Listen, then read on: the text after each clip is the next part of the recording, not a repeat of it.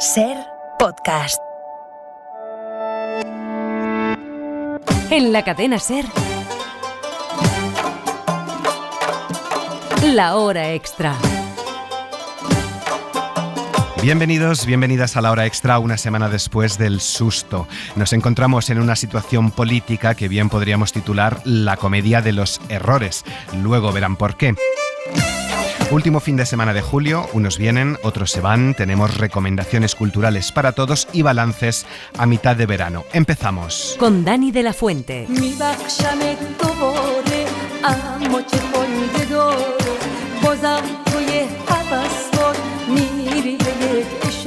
Alrededor de unas 60 personas de nacionalidad iraní viven en las Islas Baleares. Están repartidos entre 12 municipios.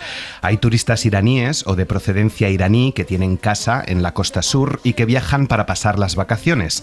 Llegan desde Europa, Inglaterra y Francia, sobre todo, aunque el lugar preferido de los iraníes de clase alta para vivir y veranear es en primera línea del océano de Vancouver. También hay iraníes que compran el visado oro por si lo necesitaran de pronto, extenuados por la situación del país y no llegan a utilizarlo.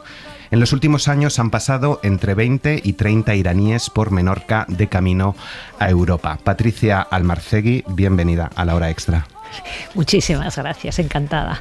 Patricia es escritora y profesora de literatura comparada y este fragmento que acabo de leer está extraído de su última novela, Las vidas que no viví, con la editorial Candaya. Nos cuenta la historia de dos mujeres, Anna y Pari, que se encuentran en Menorca. La primera es originaria de Menorca y regresa a la isla, la otra es de Irán y llegó a Menorca huyendo, podríamos decir, de su vida en Irán. Tú llevas 10 años viviendo en Menorca. Efectivamente. Muchos años recorriendo también Irán. Sí. Me ha parecido, por encima de todo, una carta de amor a esos dos lugares, a esos dos mares, el Mediterráneo, el Caspio, a sus costas. ¿Me equivoco? Pues sí, parece que así ha quedado, como dicen que hay mucho amor, Mucho amor. Y desde luego si hay dos grandes temas en ese libro es Menorca e Irán, ¿no? Los lugares nos hacen, nos condicionan, nos generan voces y ahí sí, hay mucho amor. Son mis dos lugares de estos últimos 10 años. ¿Qué tienen estas dos mujeres de ti o cómo has construido estos personajes y sus historias? Bueno, todo lo que una escribe tiene que ver con ella, pero también las identidades están formadas por 1001 identidades, lecturas, culturas, genéticas, aproximaciones, ¿no? Entonces, obviamente tienen que ver conmigo, porque el azul y el verde también tienen que ver con una, ¿no? La construye bajo su mirada, pero también tienen que ver con esas treintena de entrevistas que hice a esas mujeres, ¿no? Y son unas voces de las cuales he utilizado algunos acontecimientos, muy poquitos al final, pero me han estado hablando, han estado detrás de mí en esos 5 años que ha durado la construcción de la novela, como diciendo, oye, no te olvides, o acuérdate de esto que te dije, ¿no?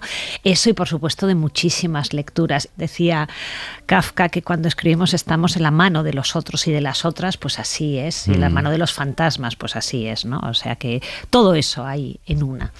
Son historias de dos mujeres, podríamos decir así a grandes rasgos, que comparten, que son solteras, es verdad, que han sentido mucha soledad en su vida y que su vida ha estado también marcada por el machismo, ¿no? O por el comportamiento tóxico de los hombres que la han rodeado, sobre todo en Irán, pero también aquí. Sí, efectivamente. Y hay que pensar que son dos generaciones diferentes, 75 años más o menos y 35, y que realmente, que eso sí que me interesaba, después de hacer las entrevistas, que las mujeres, todas en un momento determinado, sean de donde vengan y de donde procedan y la edad que tengan, frente a los mismos acontecimientos, hay casos de discriminación y hay casos de dudas y siempre son esos grandes acontecimientos, ¿no? O sea que sí, han sido traspasadas por esas diferencias.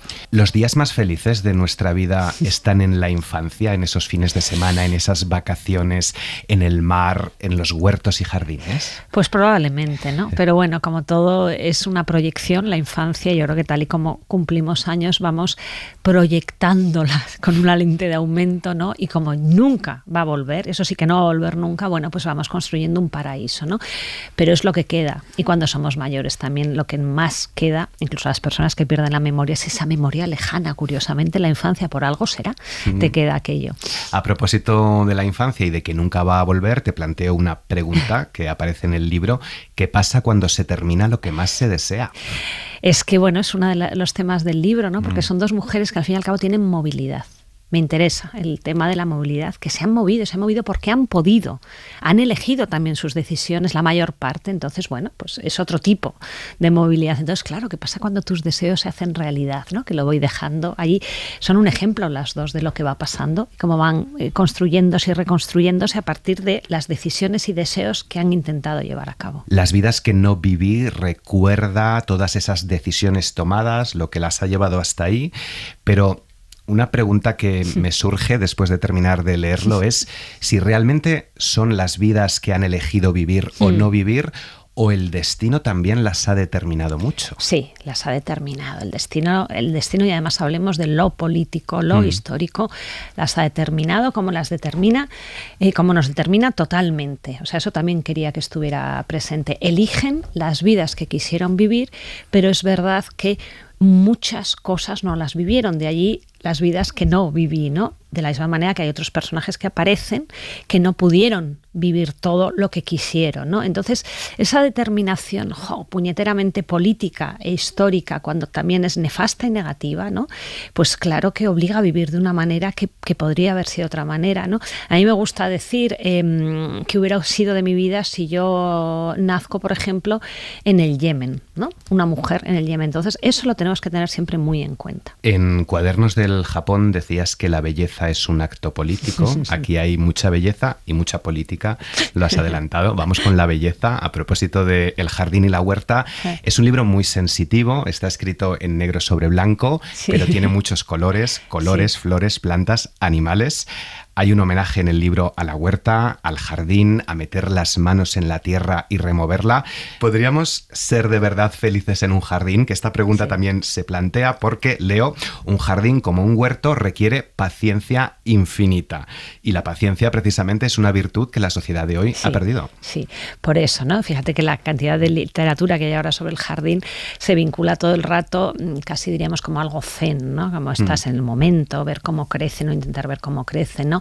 Efectivamente tiene que ver con la paciencia, y también hablo allí mucho del jardín como resistencia también, ¿no? Porque aunque dejes el jardín o dejes el huerto, todo sigue creciendo, ¿no? Y también el libro quería hablar un poco de volver, ¿no? Y pensar un poco la relación, hacer una defensa más de la huerta, ¿no? En el caso de que lo primero, ¿no? O sea, quizás que fue viendo el ser humano la primera vez que vio verdura diferente y vegetación diferente, también tuvo que ver con lo que se estaba cultivando, ¿no? Con una espiga de trigo, ¿no? Y entonces me interesa eso de que pensemos cómo lo que nos ha hecho comer es también lo que ha generado jardín, vegetación, mirada y colores, ¿no? Y entonces eso es mucho más autóctono y tiene mucho más que ver, bueno, pues con la historia, y no el hacer un paz de césped ahora en Menorca, ¿no? Para tener verdura en el jardín. ¿Eso qué es? ¿No?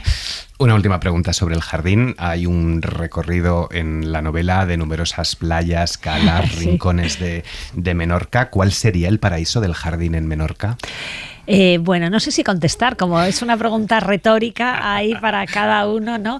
Bueno, pues eso lo dejo al futuro y a lo futurible, porque también en el libro queda abierto el que el jardín debe transformarse, ¿no? Debe transformarse precisamente por la crisis climática. Y entonces, bueno, pues es un momento donde no puedes tener muchas albahacas en el jardín porque consumen 3 veces o 4 veces más que un geranio, y hay que darle una vuelta a eso. Y ahora que están vendiéndose multitud de propiedades, como dicen los extranjeros que lo compran, tan barato, es tan barato Menorca, ¿no? Entonces, esas propiedades que están haciendo jardines maravillosos y siendo diseñados por grandes jardineros, hay que darle una vuelta también al tipo de planta que hay que poner, porque la crisis climática es que todo nos ha cambiado. O sea, y también con la literatura que hay de jardín hay que ir hablando de esto. O sea, nuestro jardín va a ser diferente, y a lo mejor tiene que ser el de un huerto, oye, el de una pared seca. O sea, la mirada sobre el jardín tiene también que cambiar, y la mirada sobre la naturaleza tiene que modificarse en una crisis climática. Uh-huh. Estas mujeres se encuentran ocupando un hotel con un grupo de personas, el Torre Petxina, no sé si lo he dicho bien. Muy bien. ¿Este hotel existe en Menorca? No existe. Porque lo he buscado y hay uno que es Villa Torre Petxina y digo, pues igual es cierto, pero no he encontrado la historia. Buscado.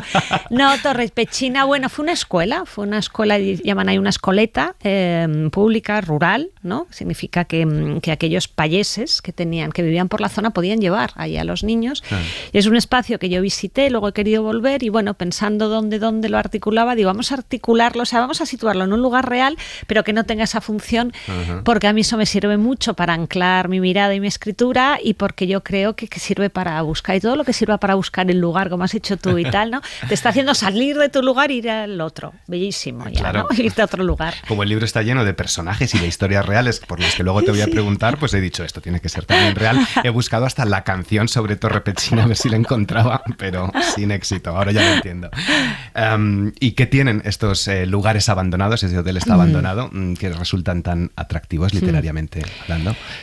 Pues una melancolía, esos rastros, esos fantasmas, esos lugares que fueron morada, cobijo, que cobijaron gente, que guardan otras vidas que hubo allí y lugares, desde luego, hoy absolutamente necesarios para aquellos que no pueden tener una vivienda todo el año, que no pueden, ni siquiera no hay posibilidad de alquilar para todo el año. Es muy complicado ahora mismo en Menorca que no hay viviendas libres y entonces, claro, un espacio abandonado que en su día se utilizó es un espacio donde puede haber una proyección para habitarlo de nuevo y que sea morada de la gente que no puede vivir, ¿no? Entonces me interesaba hablar de ese lugar y encima la posibilidad de que haya un espacio para crear un huerto. Claro. Es la siguiente pregunta que te iba a formular y la has adelantado ya en 2 respuestas. Has dicho, es tan barato vivir en Menorca y es que al final, en todo el libro, pero especialmente al final del libro, hay un alegato político, podríamos decir, contra el neoliberalismo o el capitalismo, la gentrificación, el alquiler prohibitivo, el comprar una casa en Menorca es imposible. ¿Quién ocupa esos lugares de ensueño? ¿Es esto lo que vives ahora realmente en Menorca y te preocupa? Se está viviendo y esto hace muy poquito, porque esto hace muy poco, ¿no? Y además está saliendo la gente a la calle, poca gente, diciendo, oye, esto no puede ser así, ¿no? Estamos frente a una gentrificación de alto poder adquisitivo, aunque como ya he dicho antes, a ellos les parece muy barato, porque, esto se ha oído en Mallorca, dice, donde hay que comprar ahora es en Menorca, que está baratísimo.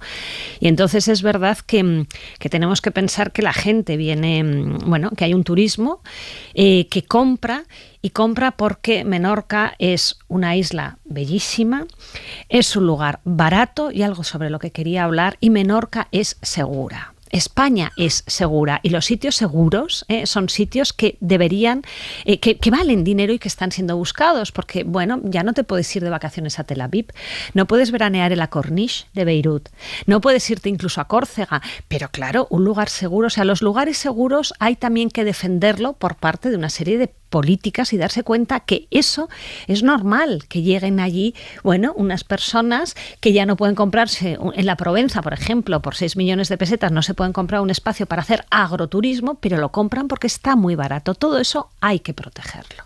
Hay que protegerlo. Y luego, han creado una serie de espacios culturales estupendísimos que han pagado, un dinero que parece muchísimo, pero que en una venta de arte ya ese dinero que han pagado por alquilar, entre comillas, ese espacio, ya, han conseguido a cambio lo que querían con una sola pieza de arte. ¿Qué ocurre con esos lugares que han hecho que la isla cueste más dinero a sus propios habitantes?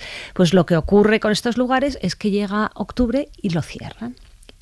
Llega octubre, se cierra y no se abre hasta junio. Entonces van creando espacios que dicen que es para el bienestar de los menorquines y están cerrados en invierno. Eso y mucho más. Entonces, ¿qué va a disfrutar un menorquín de todos esos lugares, ¿no? Y eso está allí. En el libro, siempre así como suelto, pero está. Así como suelto, también está el tema de la ocupación, porque estas mujeres van a ser desalojadas de ese hotel. ¿En qué lugar viviré? Se preguntan. Y a propósito de las políticas, de la alternativa habitacional, el tener una casa propia. Muy complicado. Yo te aseguro que era una persona por supuesto, una persona de 25 años, pero unos menorquines que sean padres, una persona que esté ahora mismo naciendo en Menorca, uno no va a poder disfrutar probablemente de vivienda, a no ser que viva de sus padres y de sus abuelos, que eso está desapareciendo, no va a poder alquilar, no va a poder trabajar probablemente de aquello para lo que se marche fuera de la isla para estudiar. en la isla, o sea, si vuelve no va a poder trabajar, que es lo que le pasa a Ana, y además no va a poder disfrutar de esa naturaleza violenta, maravillosa de la isla, porque también está desapareciendo. O sea, que alerta a esas tres cosas que están ocurriendo y que van a ocurrir en Menorca. Más temas. ¿Hablas de sexo? Sí. Hay una situación en la que me he sentido en inferioridad de condiciones con respecto a los hombres, el sexo. Tardé mucho en entender su mirada, su deseo. Además de sexo, hablas de maternidad. Recoges en el libro lo que Ana dice que son los únicos versos que conocía entonces sobre estar embarazada. Hay un boom de libros sobre embarazo, sobre maternidad, pero falta más poesía a lo de estar embarazada. Sí, luego ha habido. Luego había... hace unos años ha habido más poesía sobre qué sientes ya con la criatura, con el bebé y tal, ¿no? Pero ese poema brutal, maravilloso, ¿no? De María Mercè Marçal, cuando yo leía a María Mercè Marçal, hace igual ya 20 años, yo me quedé alucinada porque no conocía ningún poema que hablara sobre el estar embarazada, ¿no? Y por eso ese poema sí, piezas de arte que hablaban del tema, pero como poesía, ¿no? Y bueno, y Marçal, y además hablar del cuerpo, ¿no? Y ella habla de Lledra, luego su hija se llamó Lledra, ¿no? O sea, que te está arrancando las entrañas y que no sabes ahí qué pasa. Bueno, pues tenía que estar allí, ¿no? Entonces, más poesía, pero ya hay, más poesía de la maternidad. Hace 20 años, ¿no? ¿Y de sexo? Y de sexo. Bueno, el sexo, fíjate, eso que dices es una cosa que surgió en esas entrevistas, ¿no? Que hablando de inferioridad de condiciones, yo es verdad que quería llegar también a esa sexualidad, cómo se habían sentido, ¿no?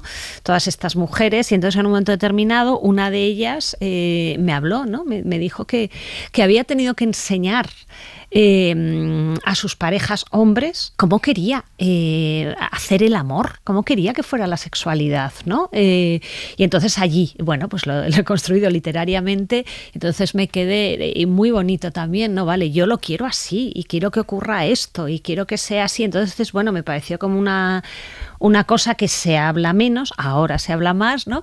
Se habla menos, pero me pareció muy bonita y lo construí literariamente de ella diciendo, oye, yo quiero placer y el placer no es el que tú crees que me estás dando. Mi placer va por otros lados y le va como mostrando, ¿no? Y claro, y se crea una relación maravillosa con respecto a ese placer, que es lo que estamos hablando ahí del sexo, el placer. Hay un embarazo y hay soledad en ese embarazo, sí. Hay un aborto y hay soledad en ese aborto, y está también la importancia de despedirse siempre, ¿no? De hacer un buen duelo. Sí, efectivamente, sí.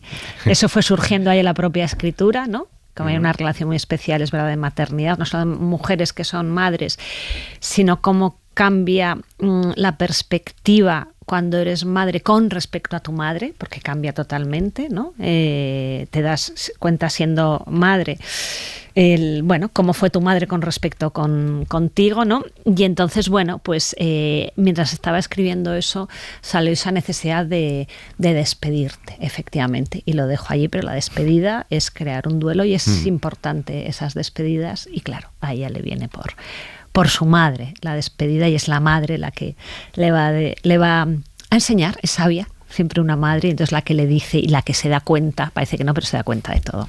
Me encanta cómo fluye esta entrevista porque me vas dejando las siguientes preguntas en bandeja. Vaya, o sea, igual tengo que hablar menos. No, al revés, está muy bien. Hablando, porque a propósito de la maternidad, efectivamente hay mucho sobre las relaciones materno-filiales, la relación entre la madre y la hija, qué le contamos y qué le ocultamos a nuestras madres, y también la relación con los padres, ¿no? Sí. Uno de ellos dice, yo no quise a mi padre, pero vosotros sois de otra manera. ¿Cómo ha cambiado el amor de los hijos a los padres y la relación con los padres a lo largo de generaciones?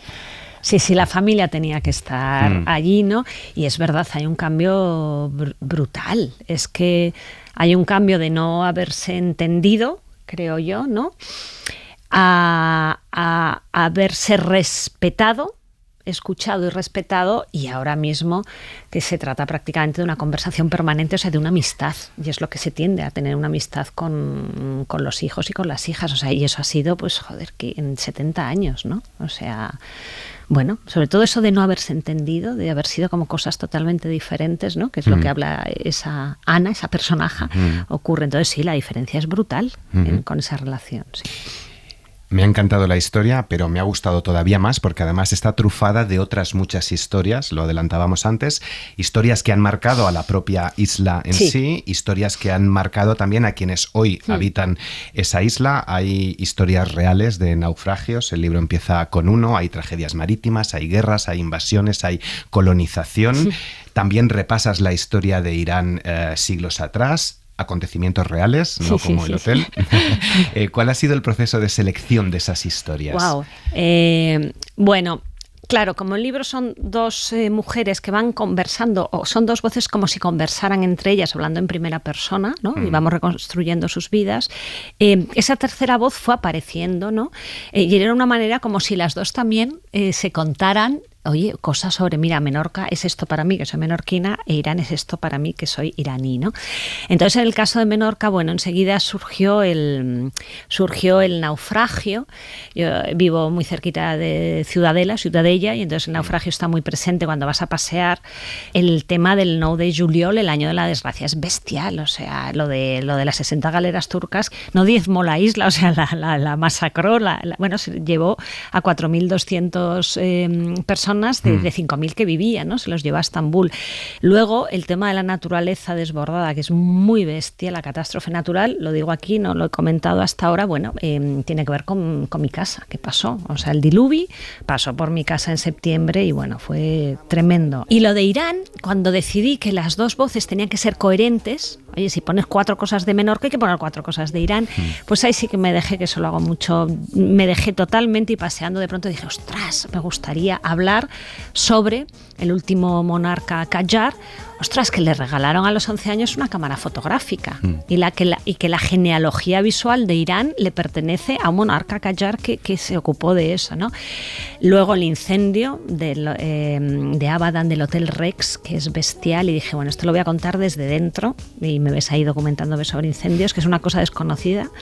Y luego Forugh, es que a la poeta Forugh Farrokhzad la quiero mucho, y entonces ya dije, ¿qué es lo que más te gustaría contar? Digo, ostras, pues lo que cuento, ¿no? Patricia Almarcegui, el amor no puede ocultarse como el sol atraviesa las nubes. Muchas gracias por haber estado en La Hora Extra. Muchas gracias a vosotros, a ti gracias. Seguimos con 2 exposiciones al hilo de alguno de los asuntos que abordábamos en esta entrevista, que tienen completa en nuestra página web y en Ser Podcast. Pasamos en primer lugar por el IBAM, el Instituto de Arte Moderno de Valencia, para visitar un trastero. Trastiti es una muestra de Alberto Feijóo que reflexiona sobre los roles y espacios que ocupamos y sobre los objetos que acumulamos y coleccionamos. Trastiti hace referencia a la problemática contemporánea de encontrar un lugar en el mundo, un espacio donde explorar nuestras inquietudes. Radio Valencia, Paula Pérez. Alberto Feijóo ha convertido la Galería 3 del IBAM en un desván para reflexionar sobre la cara B de las ciudades, los roles y los espacios que ocupan las personas y los objetos que se coleccionan, entre ellos las imágenes. El proyecto nació de una mudanza entre Londres y Alicante, su ciudad natal, y de ahí que la idea central sobre la que gira esta exposición sea la del trastero. El artista transitó por la típica crisis existencial que florece cuando abandonamos una vida para abrazar otra, y encontró, paseando por su calle, un elemento conector entre ambos espacios. City, un local comercial de alquiler de trasteros. Entonces, explica, todo tuvo sentido. Como una crisis personal bastante importante con mi pareja, ¿no? De ese traslado de una ciudad a otra, de una cultura a otra, de dejar una vida atrás, de meter nuestras cosas en un trastero, ¿no? Ahí en Londres, y venirnos aquí en Alicante y empezar de cero. Un día, caminando por Alicante, por mi calle, me di cuenta de que había un negocio que se llamaba Trastiti, y eso conectaba, para mí era un portal de espacio-tiempo con una vida pasada y la vida presente. Pero Trastiti es también un reflejo de multiplicidad a través de los 5 roles con los que se define: el coleccionista, el aprendiz, el acumulador, el fotógrafo y el artista visual, y que le sirven además para plantear una crítica social acerca de lo difícil que le resulta a él y a su generación encontrar su lugar en el mundo actual, que define como complejo y precario. Lo que llama Paul B. Preciado, que es un filósofo que a mí me interesa mucho, esa disforia mundi, ¿no? Esa especie de desapego al mundo es un impedimento a la hora de crecer, ¿no? Esa inestabilidad en este mundo tan precario que tenemos, en este mundo tan competitivo, tan tecnificado. Entonces el artista visual, o el artista que yo soy, es el que intenta ofrecer como ciertas preguntas a esta problemática de la precariedad, de la falta de oportunidades muchas veces. Columnas fotográficas, imágenes enmarcadas en passepartús desbordados o fotografías que hacen referencia a lo táctil y tapizan sillas y sofás donde sentarse a descansar, conviven y dan forma a las 5 salas que componen la exposición y que proponen un viaje por las maneras de vida actuales. Digamos que todo trastero es una acumulación, es un collage de tiempos, de historias. Y la exposición también plantea esa idea de collage en el que todas las historias y todos los tiempos aparecen en un mismo momento y hacen referencia a esa idea de un tiempo no lineal que se va organizando a través de miradas hacia atrás y de propuestas futuras. Escuchábamos a Nuria Enguita, la comisaria de Trascity, que podrá visitarse en el museo hasta el próximo 23 de octubre. Del IBAM al MUSAC, al Museo de Arte Contemporáneo de Castilla y León, para conocer la obra de Tatiana Parcero, que reflexiona sobre el cuerpo, la identidad, la memoria, el tiempo y el territorio, a través de la fotografía, el autorretrato, la imagen digital o el vídeo. Óscar González, de Radio León. Las imágenes de la artista mexicana Tatiana Parcero se cuelan en la retina del visitante nada más atravesar el umbral de las vidrieras arcoíris.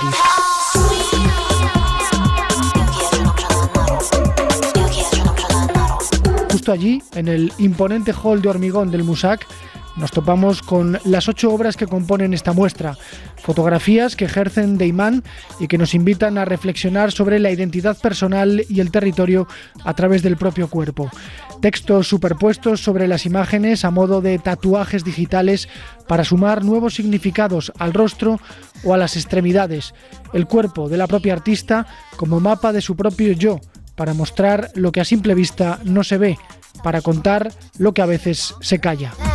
Un proyecto que refleja una cierta idea de museo, y esta idea de museo es que la colección es la seña de identidad del mismo y tiene que estar expuesta de forma permanente, y hacia eso vamos, con esta idea de que una exposición de colección se vaya concatenando con la siguiente. Álvaro Rodríguez Fominaya es el director del MUSAC.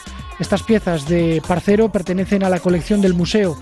Corresponden a 3 proyectos anteriores del artista que ahora han recuperado los comisarios Raquel Álvarez, Pablo Bernabé y Coré Escobar para dotarlas de un significado nuevo y conjunto. Un proyecto en el que también hemos invitado a una escritora y comisaria de reconocido prestigio como es Blanca de la Torre, que ella trabajó en el MUSAC para que nos aportara una visión también curatorial en profundidad sobre las obras que tenemos en la colección y poder así, poco a poco, incrementando el conocimiento que tenemos sobre nuestra propia colección.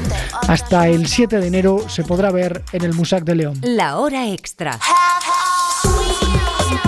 Como les decía, estamos a mitad de verano y es tiempo de hacer balance del Festival de Teatro Clásico de Almagro, por ejemplo, por el que han pasado 55.000 espectadores y que se ha caracterizado en esta edición por una mirada y presencia femenina. Y en Mérida, en el Festival Internacional de Teatro Clásico, clausura esta noche la programación de julio Paco Mir con Las Nubes, una adaptación de la comedia de Aristófanes que ha vendido todas las entradas. Y va a haber una obra muy divertida, Teatro dentro del teatro. Es una compañía romana que estrena una obra griega para inaugurar el Teatro de Mérida. Aprenderá cosas sobre Aristófanes, sobre las nubes, sobre el teatro romano y teatro griego, y desde luego sobre el funcionamiento de una compañía de teatro.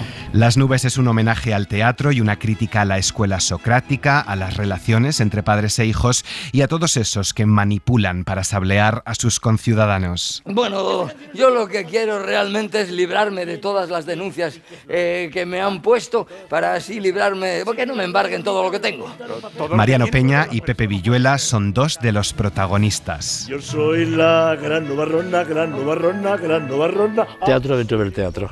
Entonces mi personaje es un señor, un embaucador más o menos, es como un totus revolutum, porque es arquitecto, es programador, es un poco director de escena y le quiere vender a la señora, a la mujer del cónsul, este teatro maravilloso que ha hecho, que su marido lo encargó para 1000 personas y él pues no se enteró muy bien y lo ha hecho para 6000. Mi personaje es Strepsiades, es un viejo avaro que vive al lado de la casa donde vive Sócrates también, y entonces él busca por todos los medios librarse de sus acreedores y de todas sus deudas, y es capaz de recurrir a cualquier estratagema. Entonces decide recurrir a los sofistas, en este caso representados por Sócrates, para aprender cualquier argucia que le permita escaparse. Es un tramposo, es un timador, es un ser corrupto, es un ser que yo diría que está muy representado en la sociedad actual, pues por todos aquellos que pretenden engañar de alguna manera o de otra, que pretenden recurrir a la mentira o a la falsa verdad para salvarse de cualquier cosa, ¿no?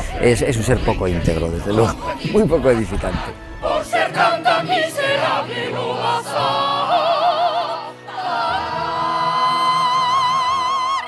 Y este próximo mes de agosto lo inaugura Andrés Lima, actor y director, uno de los grandes de la escena española, Premio Nacional de Teatro 2019 y vinculado a la compañía Animalario, estrena La Comedia de los Errores esta próxima semana. La Hora Extra. Andrés Lima, bienvenido a La Hora Extra. ¿Cómo estás? Gracias por atendernos. Hola, Dani. Gracias a vosotros. La Comedia de los Errores de William Shakespeare, una versión de Albert Boronat que diriges.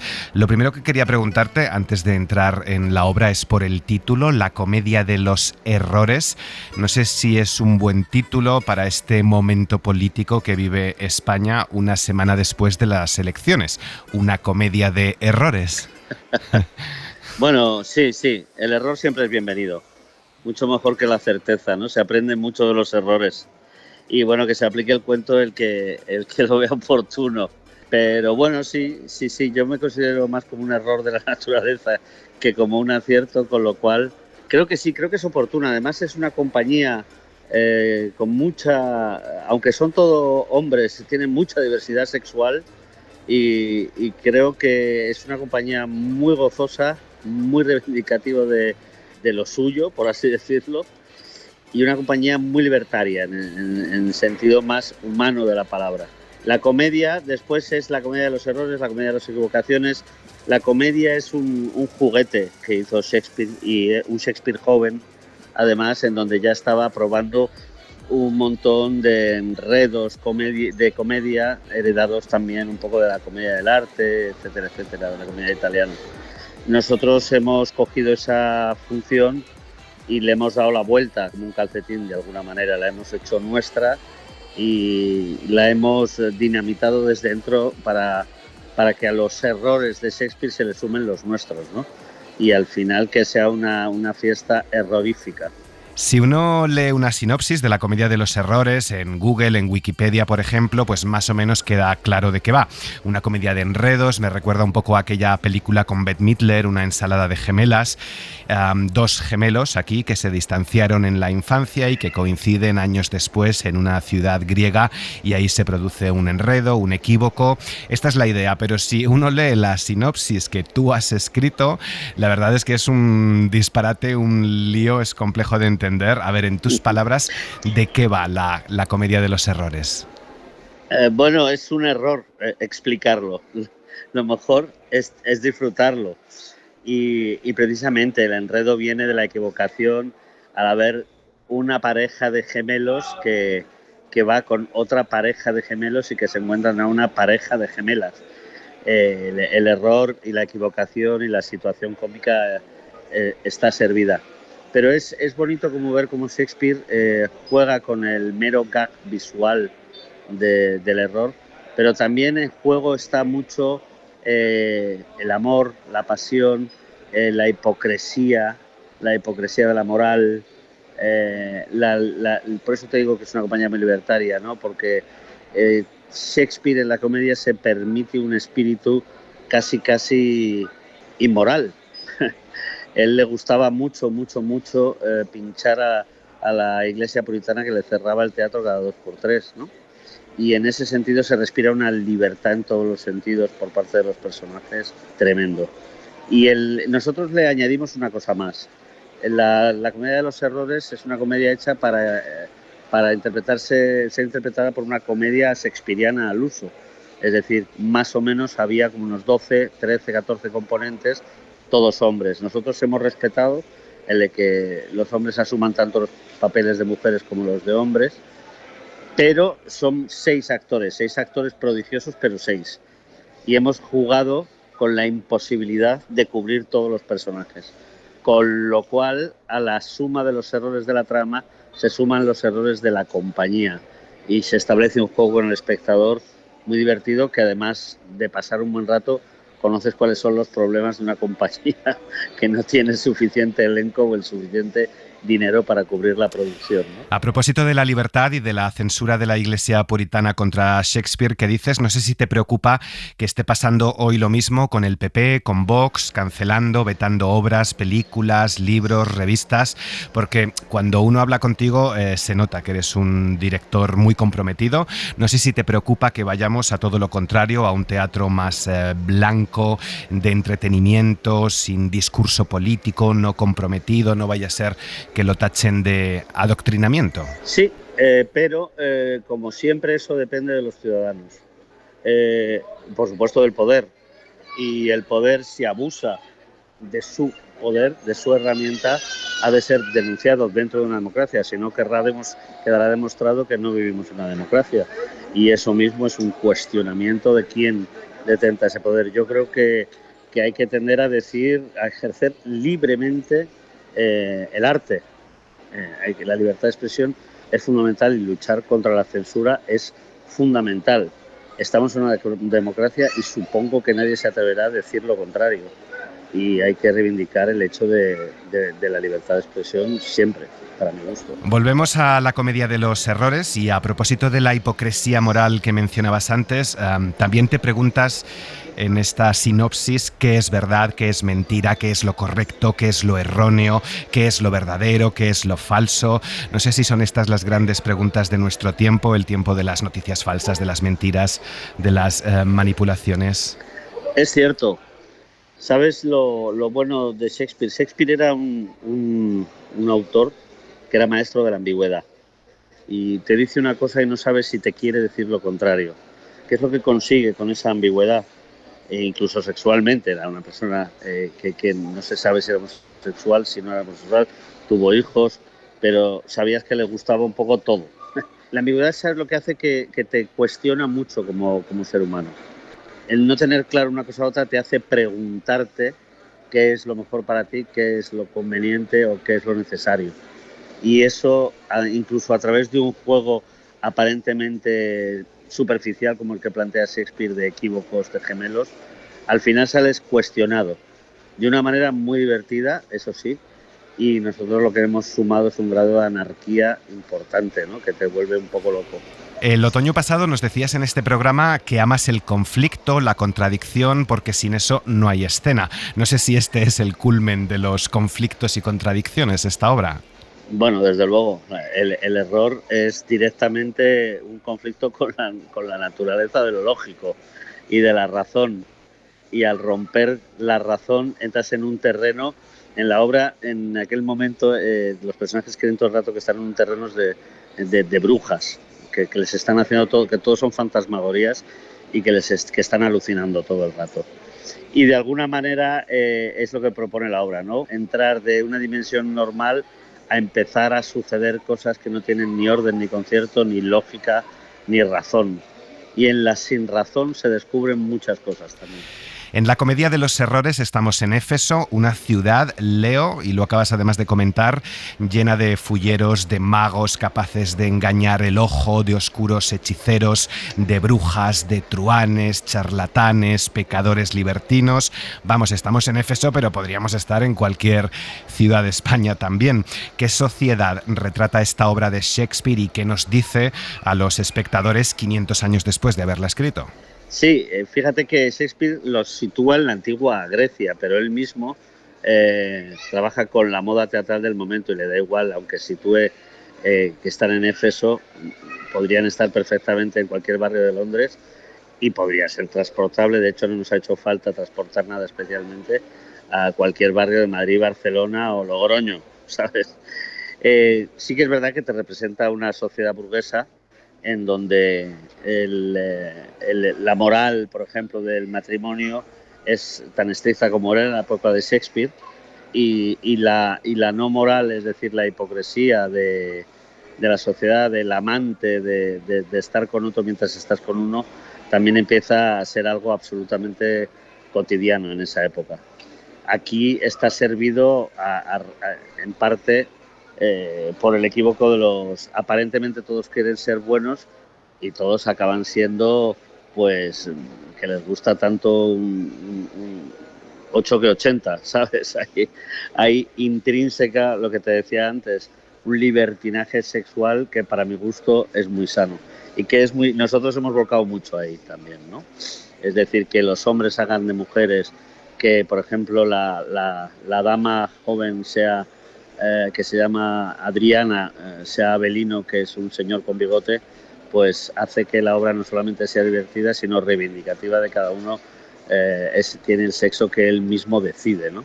Y con esto se desarrolla con naturalidad en la obra, también en la de Shakespeare, es decirte que en ese sentido hemos seguido sus pasos. ¿Es este tu toque feminista? Porque hace justo un año hablábamos de Tamora, una versión femenina y feminista de Tito Andrónico que dirigiste. En otoño nos presentaste Todas las hijas, siempre apuestas feministas, ¿no? Aquí son todo hombres interpretando a todo tipo de personajes, lo has comentado. No sé si es esta diversidad sexual, el feminismo, el toque feminista que has aportado a la obra. Es el toque feminista, el toque gay, si lo quieres llamar, el toque LGTBI, el toque, en realidad, todos somos iguales. No hay nadie Luchas que están unidas, ¿no? Luchas que están unidas, la del feminismo y el colectivo LGTBI. Sí, totalmente. Uh-huh. Es decir, no hay nadie que se pueda considerar normal, como he oído decir en la campaña de Vox, frente a cualquier otro. Todos somos normales y todos somos anormales, ¿no? Todos somos iguales y todos somos diferentes. Y eso es lo hermoso, tratar con naturalidad eso. Y eso es lo que da juego. Que yo esté flirteando con una mujer que me parece hermosísima y que me levante con un transexual y que tenga una experiencia maravillosa. O sea, en ese sentido el teatro es libre y yo puedo imaginar lo que quiera y es una lección de convivencia. Cualquier comedia de Shakespeare es una lección de convivencia. Lo que le pasa a los personajes no es divertido, al menos para ellos. Es bastante kafkiano, ¿no? Pero el público ríe. ¿Qué te aporta la comedia a ti? ¿Qué le aporta al público? Y, por cierto, ¿por qué está recomendada para mayores de 12 años? ¿Esta, la nuestra? No lo sabía. Sí. Sí, no, lo pone en la página web del festival, recomendada para mayores de 12 años. La página web del festival será muy pacata y muy moralista, porque yo se la recomiendo a menores de 12 años perfectamente. No hay nada, es totalmente blanca, a lo mejor es lo que nos asusta, que se hable con tanta libertad y con tanta naturalidad, pero yo creo que los niños deben de saberlo todo desde pequeños. Pero bueno, ¿qué aporta a mí la comedia? Me parece un ejercicio de inteligencia y de risa, que es lo más sano que hay en este mundo, después de darse un baño en la playa. La risa, el sexo bien entendido, el sexo tranquilo y relajado, la playa, todos estos componentes los tiene la comedia de los errores y creo que apelan a la inteligencia, es decir, un montaje como este, nosotros hemos trabajado mucho incluso desde la técnica de la comedia del arte, de la farsa, contemporaneizada. Sabes que todo lo que yo hago más o menos tiene un punto de vista actual. Y estamos en Éfeso, una ciudad griega por excelencia, pero hay un exorcista que habla con un acento de Córdoba cerrado diciendo que es de Éfeso. O sea, quiero decir, la locura está muy, muy, muy presente, muy presente. Y la comedia aporta eso, aporta el que a ti se te pueda ir la cabeza, que te relajes y que al mismo tiempo tengas una cierta distancia. Es decir, todo el mundo sabe que un chiste se da porque hay un conflicto de la razón lógica para que tú entiendas el chiste. No hay una transposición del tiempo, del espacio, y eso apela a una emoción que viene directamente de la cabeza, que es la risa, ¿no? Solamente los humanos se ríen, los monos, creo que los bonobos nada más, ¿no? Y eso es algo muy emocionante y que creo que enseña mucho en la vida, que reírse un buen rato de uno mismo es una de las mayores lecciones que podemos tener cada uno. Pues Andrés Lima, gracias por haber estado en La Hora Extra y mucha mierda. Gracias a ti. Escolher não ou sim.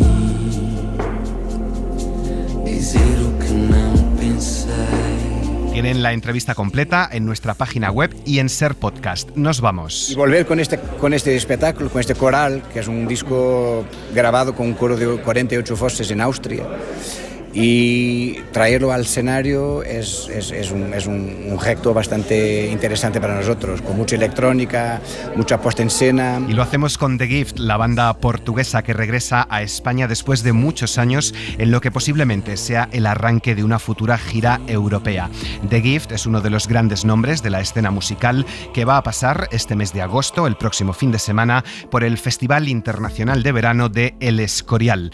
María Jesús Rodríguez ha estado en la técnica. Muchas gracias por acompañarnos. Que tengan buena semana.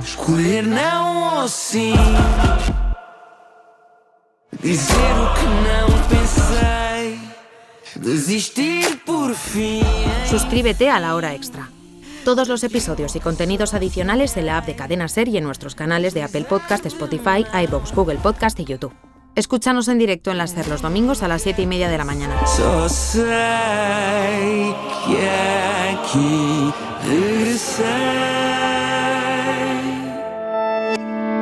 Cadena Ser. La radio.